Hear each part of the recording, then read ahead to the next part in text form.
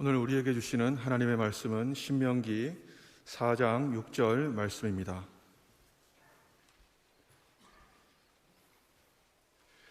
너희는 지켜 행하라. 이것이 여러 민족 앞에서 너희의 지혜요 너희의 지식이라.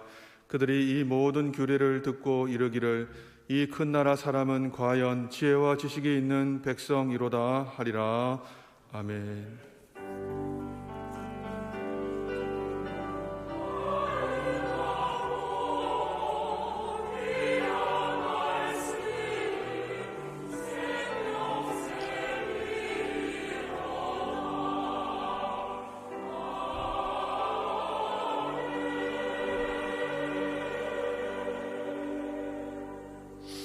아멘. 제가 지난주부터 주일 설교를 베드로 후서에 나오는 하나님의 신성한 성품에 참여하는 자가 되라 하는 말씀을 중심해서 지금 그리스도인의 성품에 관련된 말씀을 진행하고 있습니다. 간혹 이 성품에 대한 설교나 혹은 책이나 대화를 하다 보면 우리들 마음이 좀 불편할 때가 많지요. 심지어 화가 일어나요. 그러면서 오히려 두 사람 혹은 기타의 관계 속에서 갈등이 빚어지는 일들을 간혹 봅니다. 목사가 설교를 해도 성품에 관련된 설교를 하면은 듣는 우리 성도들이 마음의 부담을 확 갖고 오히려 마음의 길을 닫아버리고 그러면서 오히려 시험에 빠지는 경우들도 간혹 봅니다. 물론 그러한 부분들은 충분히 이해를 합니다. 그런데 이 성품은 성질과 다르다는 점을 먼저 짚고 넘어가겠습니다. 우리가 성질 혹은 다른 말로 말해서 기질, 이것은 선천적이라고 그럽니다. 이 선천적인 것은 흔히 말하는 타고난 것이라서 고치거나 바꾸기가 너무 어렵습니다. 스스로도 내 성질이 참 못됐어, 내 기질이 참 이거 문제가 있어 알지만은 잘 바뀌어지지가 않아요. 왜냐하면 이것은 부모로부터 하나의 생물학적인 DNA의 유전과 유사한 그러한 천례적인 거기 때문에 참 어려운 거예요. 야, 나도 내 성질 안다. 나도 바꾸고 싶다. 근데 잘 안 바꿔진다. 제발 좀 내 성질 건드리지 마라. 이러면서 오히려 화가 나는 거지요. 그러나 오늘 성경이 우리에게 말하는 이 부분은 성질 혹은 기질을 향하여서 가르침이 아니라 그와 좀 다른 표현인 성품에 관련된 가르침입니다. 예수님께서 우리가 잘 아는 말씀입니다. 마태복음 11장 28절 이하에 이렇게 말씀한 거지요. 수고하고 무거운 짐진 자들아 다 내게로 오라. 내가 너희를 쉬게 하리라. 나는 마음이 온유하고 겸손하니 나의 멍에를 메고 내게 배우라. 그리하면 너희 마음이 쉼을 얻으리니. 우리가 본받아야 하고 우리가 가야 할 그리스도인의 성품의 가장 대표적인 것이 바로 예수님의 성품입니다. 그 예수님의 성품을 딱 요약하면 당신께서 친히 말씀하신 대로 온유하고 겸손한 성품, 그것을 내게 와서 배우라고 말씀하셨습니다.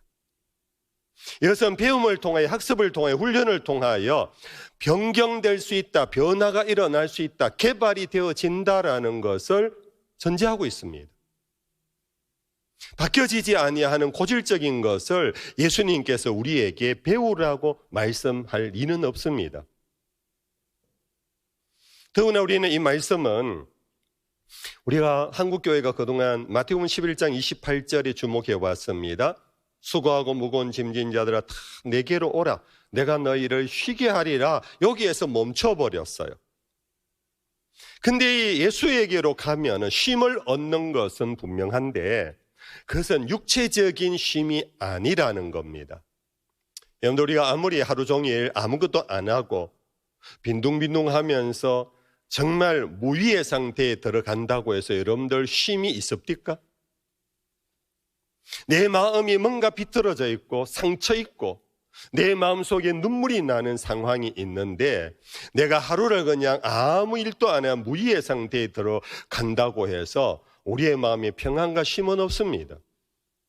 그러므로 예수님의 말씀에 굉장히 중요한 포인트가 여기에 있습니다. 참된 쉼은 어디에서 오는가?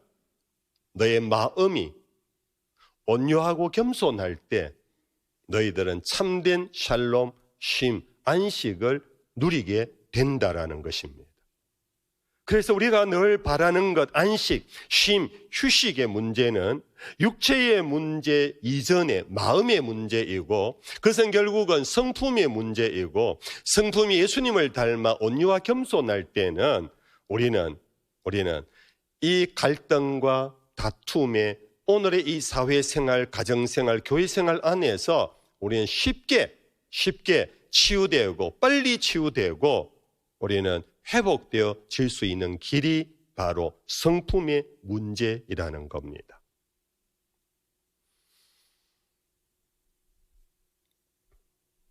그러므로 우리는 이 성질 혹은 기질의 문제를 건드리면 아킬레스건처럼 바로 화를 내지만은 그렇다고 성품의 문제를 간과하고 넘어갈 수가 없습니다.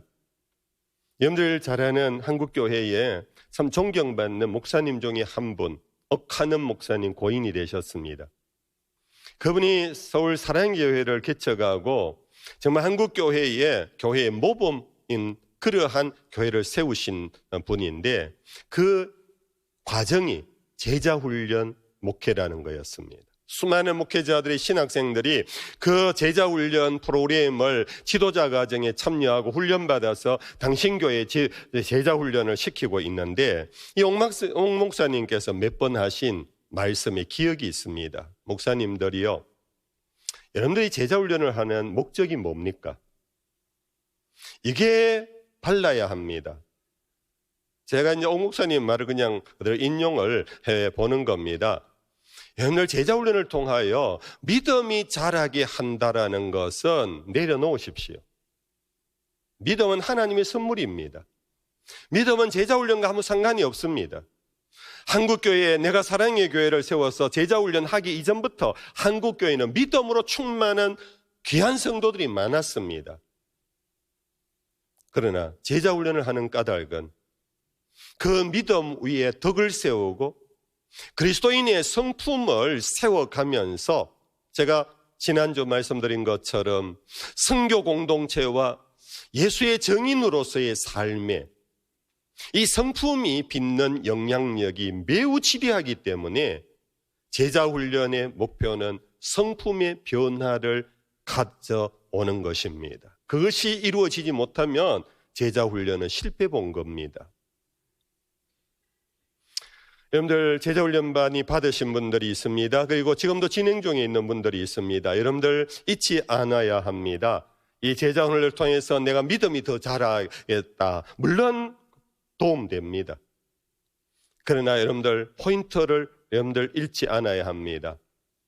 저는 제자훈련을 직접 시킬 때 항상 빌립보서 2장 5절 이하를 암송시켰습니다. 너희 안에 이 마음을 품으라. 곧 그리스도 예수의 마음이니 그는 근본 하나님의 본체시나 그와 동등됨을 취할 것으로 여기지 아니하시고 자기를 비어 종의 형체를 가져 사람의 모양으로 나타나셔서 죽기까지 복종하셨느니라. 우리의 마음속에 예수의 마음이 담겨지는 훈련이 제자훈련입니다. 여러분들 그를 통하여서 중요한 것은 정인으로서의 삶 그것보다 이전에 나 자신의 삶이 행복해집니다. 여러분들 우리 간혹 그런 얘기 듣습니다. 법원에서 이혼 신청을 하러 오는 부부들이 있습니다. 왜 이혼하려고 그럽니까? 그러면 많은 수가 성격이 안 맞아요. 성격 차이로 이혼을 하려고 한대요. 여러분들 우리는 이미 결혼해서 부부 생활을 하시는 분들 대부분 압니다. 성격 차라는 이것이 뭐냐 하면 결국은 앞서 말씀드렸던 것처럼 성질의 차이가 있는 거예요. 기질의 차이가 있는 거예요. 예? 오씨와 정씨가 만났는데 오씨 가문에 하나의 어떤 DNA가 있어요. 정씨 가문에 DNA가 있는 거예요. 서로가 달라요. 그런데 이 다른 성질이 그 갈등과 다툼을 극복해 갈 수 있는 길이 뭔가? 그것이 바로 성품의 함량입니다. 성품을 훈련합니다. 성품을 학습합니다. 성품을 고양시킵니다. 그 성품의 힘으로 이 기질과 성질을 극복해 가면서 서로 맞추어 살아가는 것이 결국은 부부의 삶입니다. 처음부터 찰떡궁합은 없습니다. 죄송합니다. 궁합이라는 용어를 써서 흔히 하는 말로 이거는 아예 저 하늘나라에서부터 부부였던 모양이다. 이런 사람 없습니다. 다 다릅니다. 이 다른 기질, 다른 성질을 맞추어서 화합하며 둘이 한 몸을 이루어 가는 그 힘이 어디에서 나오느냐? 그것은 바로 성품의 함량에서 나타날 수 있습니다. 여러분들, 그러므로 우리는 말씀을 통하여 건강한 성품을 함량해 가야 합니다. 그로 인하여서 우리는 그리스도인의 삶에 하나의 품성을 이루어가고 문화를 이루어가면서 여러분들, 우리는 세상에서 빛이라 소금이라 그렇게 인정받을 수 있어야 하고, 그것이 선교와 정인의 삶에 매우 중요한 하나의 파워라는, 우리 범어교회 성도들이 기질을 넘어 말씀 안에서 성품의 고상한 함량을 통하여서 정말 멋있는 삶의 주인공들이 될 수 있기를 축복합니다. 두 번째, 그러면 성품을 더 고상하게 하려면 어떻게 합니까, 목사님? 그게 오늘 설교 제목입니다. 한번 따라 하십시다. 지식은 성품을 고상하게 합니다. 성품을 고상하게 합니다. 여러분들, 영어 단어, 중학교 단어입니다. 고상하다, 그것이 명사로 사용될 때는 귀족이라는 말로도 사용되어집니다. 그것이 바로 noble이라는 겁니다. N-O-B-L-E. 그런데 어떤 글에 이 noble이라는 것이 두 개의 단어가 연결되어진 거다. 앞에 동사 know, 알다 하는 know, K-N-O-W. 거기에 A-B-L-E, able. 안다, 할 수 있다. 아는, 알 수 있다. 결국 이것이 뭐냐? 이 사람은 지식인이다. 그런 뜻입니다. 그 서구 기독교 전통 문화 속에서 귀족, 남들로부터 존경받는 사람들은 누구냐? 그 바탕 속에 지식이 있다라는 겁니다. 뭔가를 물으면 알 수 있는 사람이라는 겁니다. 그럴 때 참 고상한 분이다. 뭔가 존경지심이 일어난다. 그런 뜻입니다. 여러분들, 오늘 설교 본문의 내용은 이런 내용입니다. 모세가 이스라엘을 출애굽시켜서 약속의 땅을 향하여 갑니다. 40년 과정을 거쳐서 드디어 요단강명까지 도착했습니다. 요단강을 넘어가면 이제 목적지에 도착하는데 모세는 건너갈 수가 없는 사람입니다. 그래서 마지막으로 이제 지난 40년을 돌아보면서 설교를 하는 겁니다. 설교를 하면서 오늘 이 내용은 뭐냐 하면, 사랑하는 백성들이요, 우리는 지난 40년 광야길을 지나오면서 목표점을 눈앞에 두고 있는데 우리는 약소민족입니다. 약소국가입니다. 이전에 우리는 애굽에서 종살이했던 사람들입니다. 그러나 여러분들, 두려워하지 마십시오.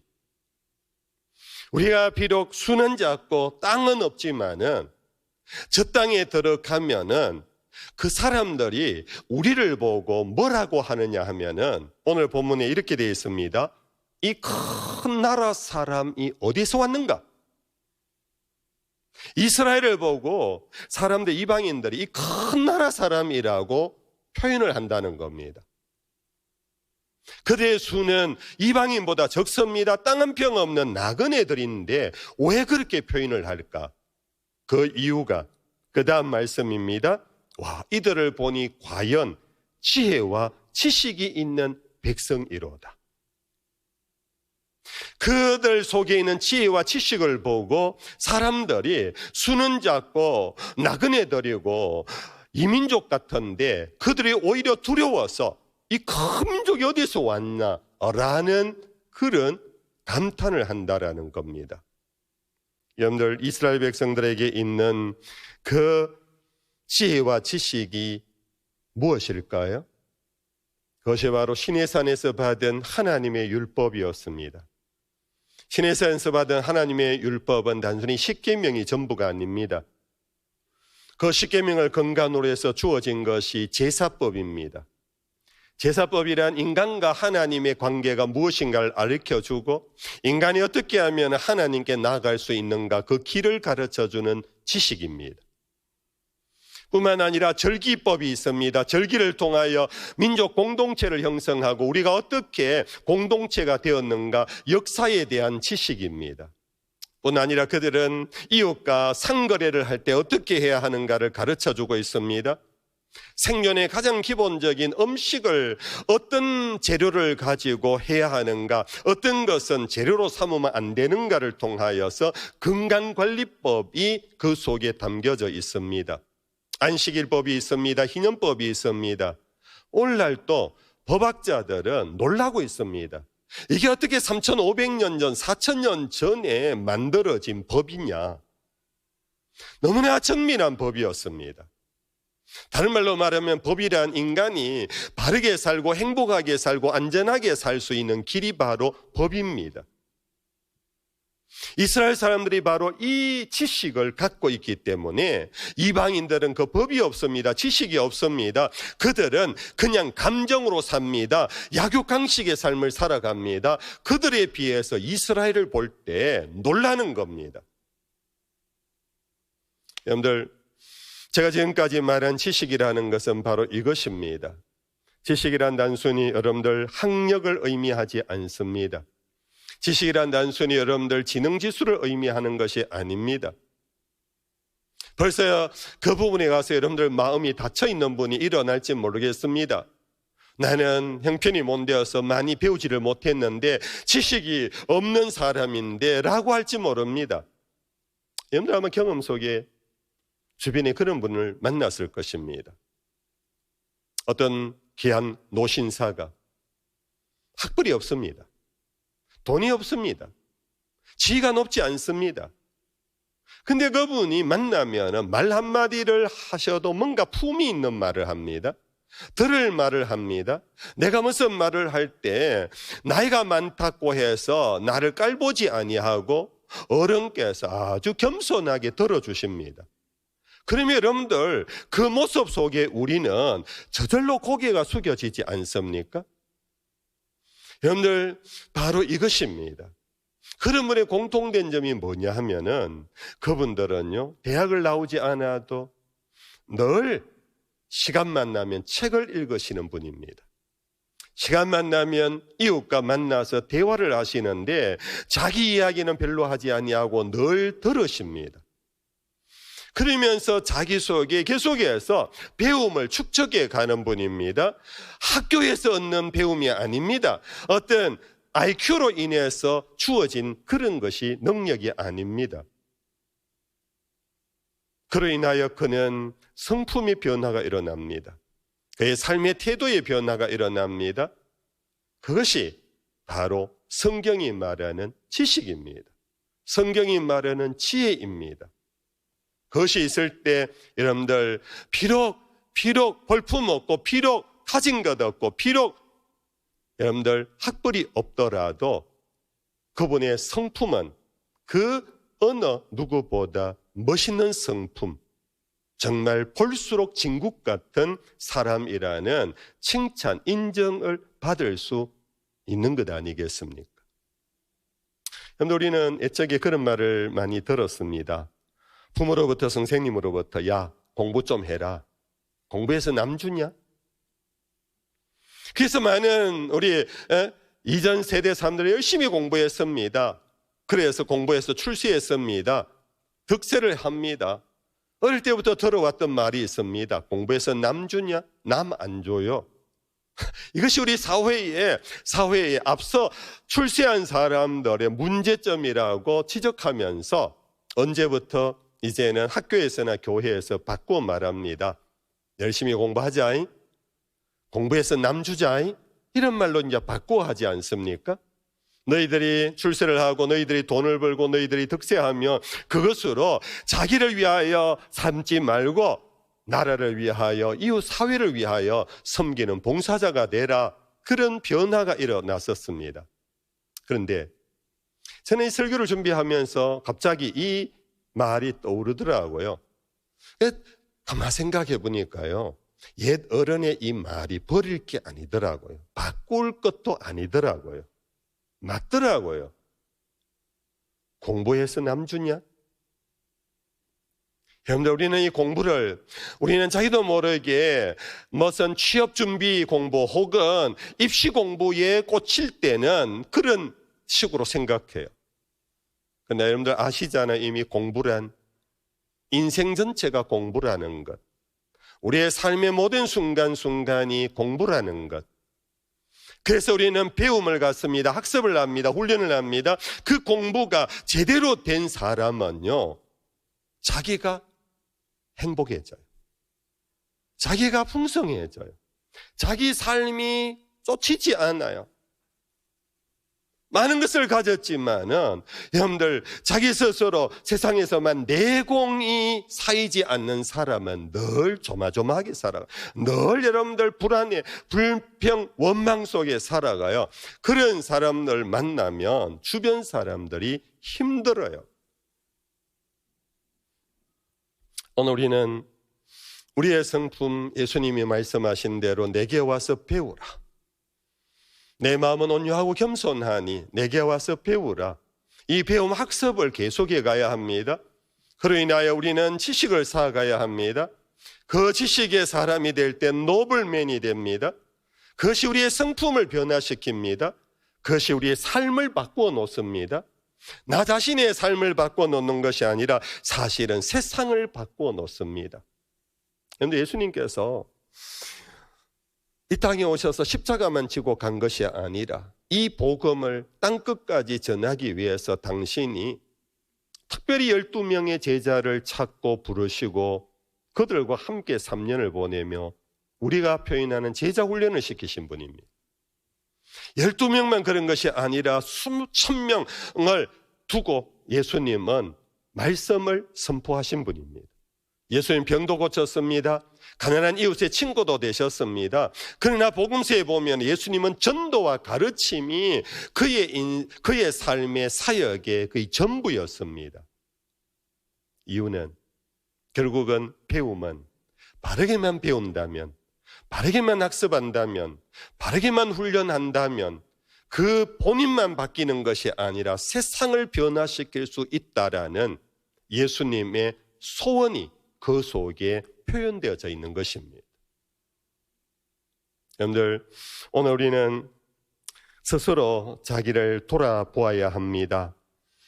나는 열심은 있는데, 특히 하나님에 대한 열심은 있는데, 그래서 교회에 와서 열심히 내가 교회 생활을 하는데 뭔가 모르게 불편함이 많다면, 뭔가 모르게 이웃 동료들과의 갈등이 많다면 왜 그럴까? 왜일까? 여러분들 겸손히 진지하게 고민해 보셔야 합니다. 이대로 교회 생활할 수는 없는 겁니다. 내가 열심을 품고 예배를 참석하고 열심을 품고 내가 섬기는데 내 마음에 평안이 없습니다. 늘 뭔가 모르게 불평이 일어납니다. 갈등이 일어납니다. 왜일까? 생각하셔야 합니다. 그것은 결국은 나의 믿음의 문제가 아닙니다. 믿음이 없어서가 아닙니다. 그것은 바로 나의 성품의 문제입니다. 예수님이 그냥 내 제자가 되어라, 날 따라다니며 전도나 해라, 내 따라다니면서 귀신이나 내어 쫓아라, 그래 말씀하지 아니하시고 내게 와서 배우라. 무엇을? 신학을? 교리를? 그게 아니고 내 마음을 배우라. 내 성품을 배우라. 여러분들 겸손히 깊이 생각해 보셔야 합니다. 그래서 우리는 교회 생활하면서 계속 배움이 있어야 합니다. 계속 배움을 여러분들 찾아다녀야 합니다. 사도 바울은 교회를 향하여 이런 기도를 했습니다.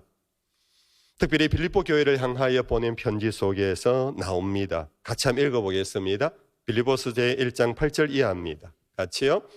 내가 예수 그리스도의 심장으로 너희 무리를 얼마나 사모하는지 하나님이 내 정인이시니라. 내가 기도하노라. 너희 사랑을 지식과 모든 총명으로 점점 더 풍성하게 하사 너희로 지극히 선한 것을 분별하며 또 진실하여 허물 없이 그리스도의 날까지 이르고 예수 그리스도로 말미암아 의의 열매가 가득하여 하나님의 영광과 찬송이 되기를 원하노라. 바울이 교회를 향하여 기도했습니다. 너희의 지식과 모든 총명으로 그것이 점점 더 풍성하게 되기를 원한다. 너희들의 지식이 멈추지 않기를 원한다. 너희들 계속해서 지식과 총명이 더욱 풍성해지기를 원한다. 목적은 그로 인하여 지극히 선한 것을 분별해낼 수 있어야 한다. 그리고 너희들이 의가 무엇인지 바르게 깨닫고 그 안에서 의의 열매가 가득하여지려면은 너의 지식과 총명이 갈수록 풍성하게 되기를 원한다. 그것이 우리가 원하는 하나님의 영광과 찬송이 되는 길이다. 아니 그러지 않아요? 하나님의 영광을 위하여 살아야 하는데 목사님 제 삶 꼬라지가 하나님의 영광이 안 돼요. 여러분들 우리는 그렇게 얘기할 때 흔히 사업을 잘 돼서 성공을 하든지 자녀가 잘 돼서 자랑거리가 있든지 뭔가 그런 것을 갖고 하나님의 영광이라고 그러는데 오늘 바울의 이 기도의 내용을 보면 그게 아니래요. 우리가 거룩한 지식과 총명으로 점점 풍성하게 되면서 선한 것을 잘 분별하고 의가 무엇인가를 알아서 의의 열매를 가득 맺혀 나갈 때 그것이 바로 하나님께 영광이 되고 찬송이 되어진다. 그런 귀한 성도들이 될 수 있기를 축복합니다. 여러분 만약에 목사님 난 관심 없어요. 난 그냥 교회 열심히 다니고 나 그냥 찬양대하고 나 교사하고 그럴래요. 여러분들 죄송하지만 만약에 이 지식이 점점 풍성하여져 가지 않으면 어떤 결과가 나오는가? 호세아 제4장 6절의 말씀입니다. 내 백성이 지식이 없음으로 망하는도다. 내가 지식을 버렸으니 나도 너를 버려 내 제사장이 되지 못하게 할 것이다. 우리는 왕같은 제사장인데 제사장이 되지 못하게 한답니다. 그리스도인의 사명을 제대로 못하게 한답니다. 언제? 우리가 지식을 버릴 때. 너희가 지식이 없으면 망한다. 학벌이 없으면 망한다는 얘기가 아닙니다. IQ가 낮아서 망한다는 얘기가 아닙니다. 잠언 제19장 2절입니다. 지식 없는 소원은 선하지 못하고 발이 급한 사람은 잘못 가느니라. 여러분들 여기 지식 없는 소원이라는 것은 뭡니까? 우리의 기도의 제목 아니겠습니까? 우리는 많이 기도합니다. 어떤 문제를 두고 여러분들 금식도 합니다. 목사님 나 이렇게 기도하는데 왜 이루어지지 않나요? 죄송하지만 오늘 이 본문이 답을 줍니다. 지식 없는 소원은 선하지 못하기에. 여러분들 소원을 아리는 기도조차도 지식이 있어야 한답니다. 무조건 많이 해봐. 산에 가서 소나무 뿌리 몇 채 뽑아봐. 하나님이 감동 먹도록 해봐. No! 지식이 없는 소원은, 지식이 없는 기도는 선하지 않다. 그러기에 하나님의 뜻이 이루어질 수가 없다. 그래서 예수님도 너희는 이렇게 기도하라고 기도를 가르쳐 주셨다라는 것 잊지 마십시오. 기도도 지식이 필요하다는 것입니다. 정한 수를 떠놓고 여러분들 정성만 다하면 된다라는 우상의 기도를 우리는 따라가고 있지 않는가? 전도서 제9장 10절입니다. 내 손이 이를 얻는 대로 힘을 다하여 할지어다. 내가 장차 들어갈 스올에는 일도 없고 계획도 없고 지식도 없고 지혜도 없음이니라. 여러분들, 우리가 장차 들어갈 스올은 지옥을 의미합니다. 지옥의 광경을 하나 여기에 그려놓고 있습니다. 유황불의 그림이 아닙니다. 어떤 그림입니까? 거기에는 일도 없고 계획도 없고 지식도 없고 지혜도 없답니다. 여러분, 오늘 우리가 살아가면서 일이 없습니다. 계획이 없습니다. 왜 일도 없고 계획도 없느냐 하면 뭘 할지를 몰라서, 지혜와 지식이 없어서 그런 겁니다. 지옥은 오늘 죽기 전에 우리가 살아가는 삶의 현장이 이러면은 그곳이 바로 지옥입니다. 오늘 우리는 불확실한 세상을 살아갑니다. 무엇이 어떻게 내일이 갑자기 닥칠지 모릅니다. 이럴 때 우리 그리스도인들은 지혜와 지식을 구해야 합니다. 그러면서 하나님의 뜻이 무엇인가를 찾으면서 그 거룩한 지혜와 지식을 쫓아서 이런 중에도 꿈을 가져야 합니다. 이런 중에도 내일에 대한 계획을 세워야 합니다. 그것이 오늘 지옥 같은 이 세상에서 천국을 누리는 성도의 길입니다. 오늘 적지 않은 분들이 믿음을 반지성주의라고 생각합니다.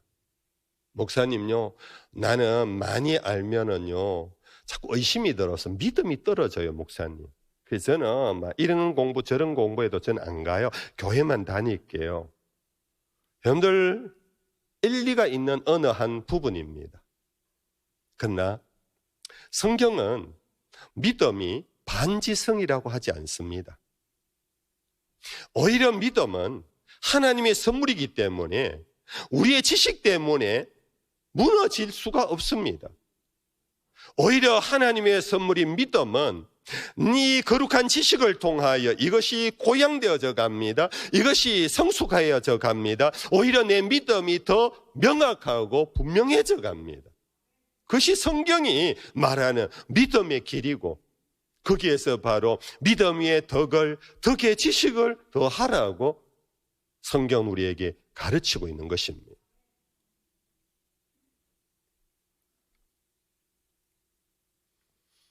어저께인가 제가 인터넷 뉴스를 보니까요, 일본에서 일어난 정말로 웃기는 일이 하나 있더라고요. 어느 신혼부부가 법원에 와서 이혼 소송을 걸었어요. 판사가 물었대요. 왜 그러느냐고.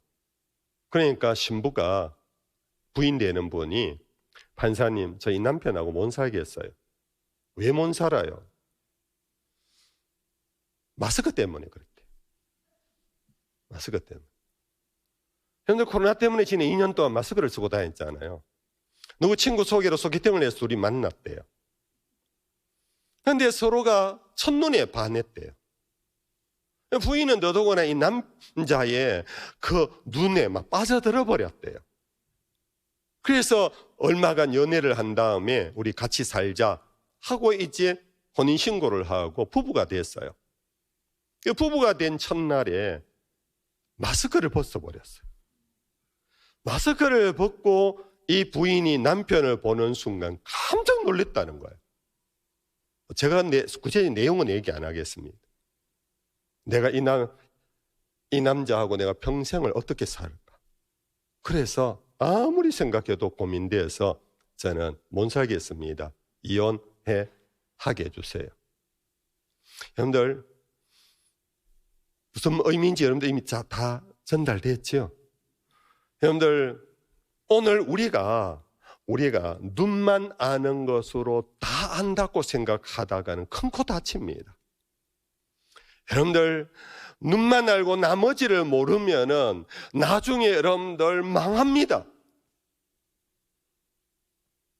우리가 신앙의 세계도 바로 하나님에 대한 지식은, 여러분들, 계속해서 우리는 하나님은 알면 알수록 더 신비로우신 분이에요. 우리가 하나님을 알면 얼마나 안다고, 나 이제 다 알아, 성경책 덮어버리면 그 길로 망하는 겁니다. 오히려 우리는 알고 믿어야 합니다. 믿으면서 알아야 합니다. 우리는 하나님에 대한 지식이 깊으면 깊을수록 하나님이 더 경외스러워집니다. 제가 청년기에 그때 처음으로 청송 주황산을 한번 가봤어요. 갔더니요, 그때 저는 막 청년기에 처음 그 주황산의 그 큰 암석에 막 압도당했어요. 저도 모르게 한동안 그 암석을 바라보면서 자연의 위대함을 제가 그냥 막 받아들였어요. 그것이 바로 하나의 여러분들 우상심리거든요. 그런데 여러분들 바위는 알면 알수록 하자는 것이 돼요. 처음 봤으니까 제가 압도를 당했지, 그 다음부터 갈 때는 점차 작아 보이더라고요. 지금 가면 아무것도 아니더라고요. 근데 여러분들 하나님은 알면 알수록 신비스럽습니다. 알면 알수록 우리를 향한 놀라운 계획을 가지신 분, 알면 알수록 천지를 창조하신 창조주, 알면 알수록 그분의 통치와 섭리의 능력, 우리를 사랑하시되 끝까지 사랑하시는 그분, 그 은혜의 무궁함, 알면 알수록 우리는 더 빠져들어갑니다. 그것이 여러분들 하나님을 경외하는 길입니다. 여러분들 성경 말씀에 잠언제 2장 1절 이하에 이런 말씀이 있습니다. 내 아들아, 내가 만일 나의 말을 받으며 나의 계명을 내게 간직하며 내 길을 지혜에 기울이며 내 마음을 명철에 두며 지식을 불러 구하며 명철을 얻으려고 소리를 높이며 언을 구하는 것 같이 그것을 구하며 감추어진 보배를 찾는 것 같이 그것을 찾으면 여호와 경외하기를 깨달으며 하나님을 알게 되리라. 무슨 말씀인지 여러분들 정리가 되셨나요? 여호와를 경외하는 것은 내 자식 멱살 딱 잡고 주일학교부터 데리고 와 주일학교 앞자리에 딱 앉혀서 너희 꼼짝 말고 있어, 그런다고 해서 여호와를 경외하는 믿음이 일어나는 게 아니에요. 잠언의 몸이 이렇게 말했으면 나의 말을 받으라, 지혜의 귀를 기울이라, 그리고 명철을 얻으려고 소리를 높이며 간구해라. 너희가 감추어진 보배를 찾는 것 같이 그것을 찾으려고 너희들이 발부동을 쳐라. 그때 여호와 경외하기를 깨달으며 하나님을 알게 될 것이다. 교회를 church라는 이 영어를 일본 기독교인들이 처음에 번역을 가르칠 교, 모일회 교회라고 번역을 한 데는 기막힌 의미가 있습니다. 교회는 가르치는 곳입니다. 교회는 학습하는 곳입니다. 교회는 예배당이지만은 예배를 제대로 온전히 여호와를 경외하는 참된 영과 진리로 예배를 드리려면은 영과 함께 진리에 대한 배움이 필요합니다. 지식이 필요합니다. 알면 알수록 그분 앞에 우리는 꼼짝달싹 못합니다. 알면 알수록 입을 열 수가 없습니다. 알면 알수록 그 앞에 엎드릴 수밖에 없습니다. 교회 와서 배움을 구하지 않고, 교회 와서 학습하려고 하지 아니하고, 교회 와서 훈련을 받으려고 하지 아니하고, 나 다 알아. 성경 덮어버리고 가면 여러분들 첫째 여러분들 지식을 얻지 못할 뿐 아니라 지식의 역사인 성품의 개조, 성품의 변화, 성품의 개발을 이룰 수가 없다라는 말씀 맺을게요. 성도 여러분들, 우리는 살아오면서 많은 사람을 만났을 것입니다. 여러분들의 50입니까? 50년 동안 많은 사람을 만났습니다. 그런데 지금 여러분들 곁에 있는 친구는 몇 명이나 됩니까? 여러분들 범어교회 다니면서 30년, 20년, 10년이 됐을 겁니다. 여러분들은 지금 기도 제목을 나누면서 여러분들 마음을 열고 함께 대화할 수 있는 친구가 몇 명이나 됩니까? 이 질문 앞에 우리는 주눅이 될 것입니다. 수많은 사람을 만났지만은 처음에는 정말 반가워서 좋은 사람이라고 여기며 우리 친구하자, 친구야 놀자 하고 시작했을 것입니다. 그런데 세월이 지나면서 다 떠나거나 내가 버려버렸습니다. 왜 그렇습니까?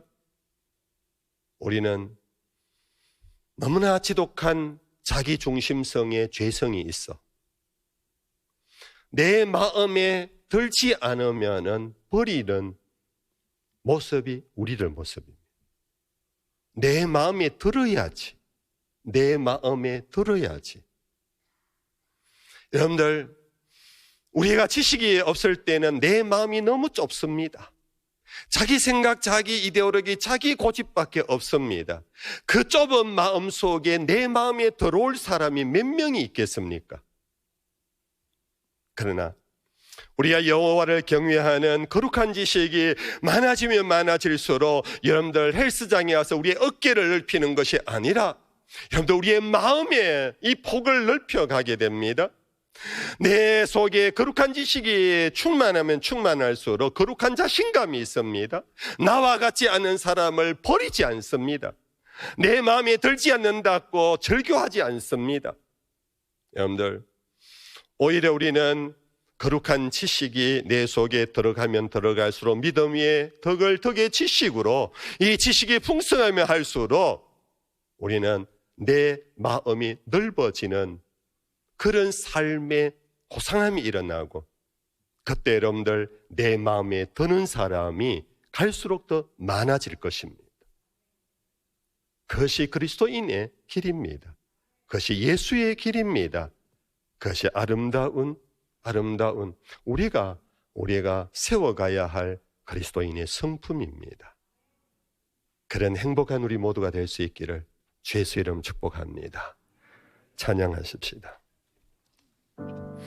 찬송가 455장 주님의 마음을 본받는 자 그 마음에 평강이 찾아오면, 우리 1절과 4절을 찬양하겠습니다.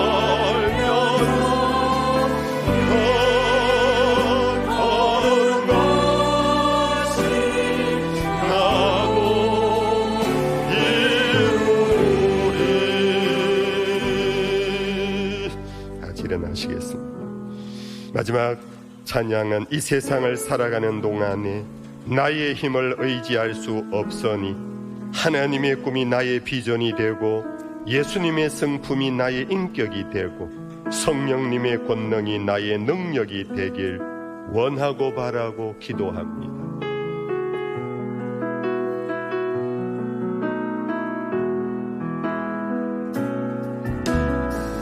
세상을 살아가는 동안에 나의 힘을 의지할 수 없으니 기도하고 낙심하지 말고서 주께서 소망이 되시니라. 하나님의 꿈이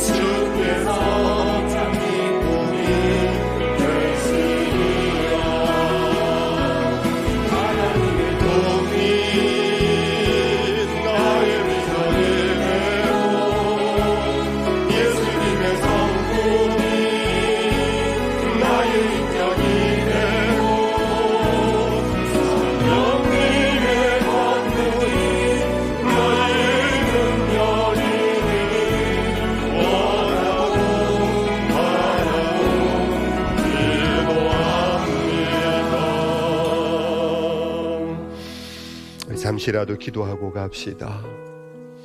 오늘 말씀 안에서 여러분들이 마음에 주신 주의 음성, 감동이 있다면 말씀을 붙잡고 주여 내 성품이 변화되도록 주님의 말씀을 주시옵소서.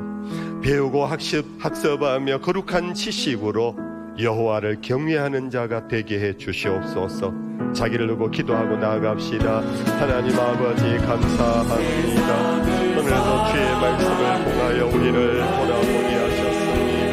하나님 아버지여, 우리의 모습을 용서해 주시옵소서. 하나님 무지함을 가지고도 평안하고 평안했습니다. 주여 향하여 학살하게 하시고 기쁘하여 읽게 하시고 듣게 하시며 묵상하게 해 주시옵소서. 그리하여 믿음이 우리의 성품을 새롭게 하고 그 성품을 더 고상하게 하도록 주의 말씀이 우리에게 충만하도록 주여 말씀해 주시옵소서. 주님 믿습니다.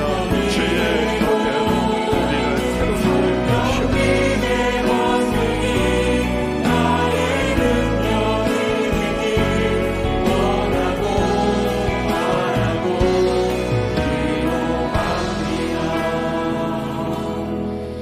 여호와는 내게 복을 주시고 너를 지키시기를 원하며 여호와는 그의 얼굴을 내게 비추사 은혜 베푸시기를 원하며 여호와는 그 얼굴을 내게로 향하여 드사 평강 주시기를 원하노라.